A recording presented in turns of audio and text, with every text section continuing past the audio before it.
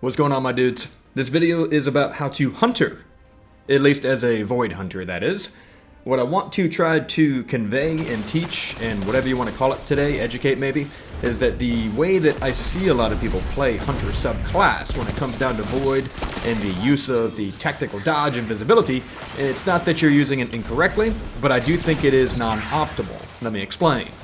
When you run something such as invisibility, your goal is both tactical engagement as well as tactical disengagement.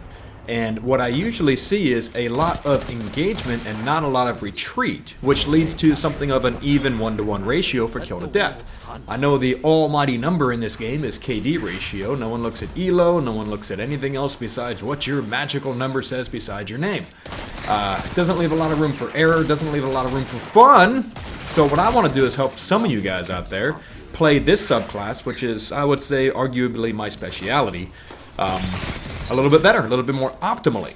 I'm not going over armor loadouts or gun loadouts or anything like that. If you run the class itself, the subclass itself properly, you shouldn't have to worry that much about that. But that will help and assist you in doing a better job within the PvP environment.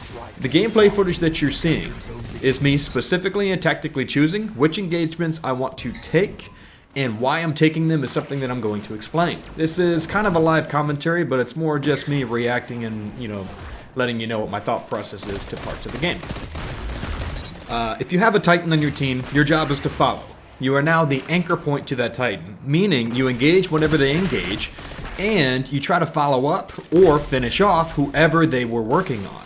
So you do have to be tactically engaged in that way, but you also have to be ready to get out of the situation, have an escape route, if the Titan or whoever gets overwhelmed and you cannot finish anybody off. So you have to play very tight to cover, and you also have to be very clever in how you're playing behind them, because you want to make sure that whatever angle you take, you're there to assist them, but your job isn't to get the kill per se, your job is to help them get the kill.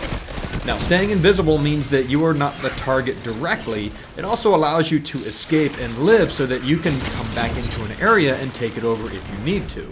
That is what I mean by tactical disengagement. You notice that I'm staying about 10 meters behind Titans and Warlocks because those guys do a better job of getting up forward, and the subclass that I'm playing isn't specifically, in my opinion, designed around getting forward, because then you cannot get out. It's too squishy. You may be able to use a dodge to get forward and get out one kill, but then you're going to be slapped around by Punchy McGee Titans, and there's nothing you can do about that because you can't get out of the situation fast enough. So, my recommendation is to play it as if you are an actual ninja. Stay invisible, stay stealthy, and use your finishing final blows, just like a ninja would, to get the cleanup, to get the follow-up, and to help whoever is in front of you do their job better. That's how I think the subclass can be played. I've been using this for years now, and I see it as a competitive subclass because invisibility allows you the opportunity to both get first shot and to move into a position that may confuse or redirect or mess up the enemy's fire. And one of the best things you can do if you learn how to follow a Titan with this, or if you learn how to follow a proper Warlock with this, is that you guys can take over an area and then you will be able to survive, help them survive, as well as take out any threats in that area, and they never would have saw you coming. Literally, just like a ninja. All of that because of the neutral game of being able to go invisible. The weaponry that I choose to use with stuff like this, fusion rifles do a really good job. Shotguns do a really good job. Hand cannons do a good job because that one-shot kill potential of someone being weak from, let's say, a Titan rusher, or let's say, someone that was able to get anyone else in front of you weak is great. But I prefer pulse rifles so I can play as a proper anchor. That's how I view pulse rifles being used. The fast-firing one allows me to stay closer to my teammate, but allows me to pepper somebody enough so the weapon that I'm using has high caliber rounds on it, so that I can mess with their aim so that they are less likely to take out the Titan in front of me. That's my way of trying to protect, anchor, and support the person that's moving forward and taking all the hits. That is more or less what this gameplay is showing. Tactical engagement, sometimes I mess it up by the way, but tactical engagement is more along the lines of I'm trying to get somebody off their guard. I'm trying to stay around cover, stay invisible, so I get first shot and first peek. Destiny's cones work on the open and shot for everybody that allows you to get first peek with more accuracy. After that, it begins to fall off. So then first peek, take a few shots, weaken them for the person moving in. Now, secondary engagement, meaning you're going to tactically retreat, maybe re-engage, but most likely just retreat, get back to your teammates so that you can then follow up as anchor all over again. Retreat just means you need to have a proper escape route. You need to know what angles to take to get away from somebody so that you can survive the situation and hold a position or a zone.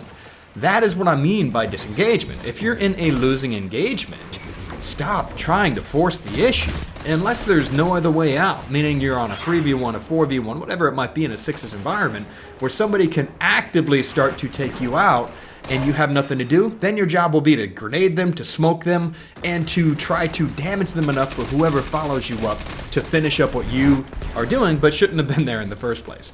So, that's what this video shows. I hope you guys get something out of it. That's my explanation of what a tactical Void Hunter should be in the competitive PvP environment. Let's face it, it's all competitive nowadays, isn't it? Alright, my dudes, thank you for checking out this video. Love you guys. Remember to keep heads on out there. I will have a follow-up video to the mess that I saw on Twitter between King Gathalion and Misleading and, you know, Sir Demetrius and a lot of them. And I haven't decided if I'm going to expose a few things on everyone's behalf or not yet, so if I feel like doing that, I will. If not, you know, maybe my morals will get the better of me. Alright, my dudes. I'll see you in the next one.